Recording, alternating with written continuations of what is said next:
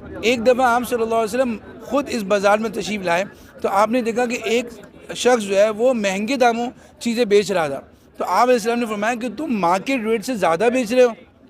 तो फिर जब उसने कंफर्म किया तो आप अलैहिस्सलाम ने फरमाया कि जो शख्स हमारे बाज़ार में चीज़ों को इंपोर्ट करके लाए, अल्लाह ताला उसको दुनिया आखिरत में बेहतरी दे, और आपने उसको फरमाया कि उसको रोज़ी मिलेगी। और वो ऐसा है कि जैसे अल्लाह के रास्ते में जिहाद करने वाला, यानी हम बहुत से हमारे इम्पोर्टर नाजरीन होते हैं, तो हम उम्मत मुस्लिमा के लिए चीज़ें बेनिफिशियल प्रोडक्ट्स बाहर से लेके आ रहे हैं, तो उनका बड़ा सवाब है। और अल्लाह के नबी सल्लल्लाहु अलैहि वसल्लम ने दूसरी अहादीस में उनको बड़ी फ़ज़ाइल सुनाए हैं कि अल्लाह उनको रोज़ी देता है, उनको बख्शिश है उनकी, और फ़ज़ाइल हैं। लेकिन आपने फरमाया कि जो शख्स हमारी बाज़ार में होर्डिंग करेगा, महंगे दामों बेचेगा, जैसे वो साहब बेच रहे थे, फरमाया कि उसको ऐसा ही गुनाह है जैसे कि एक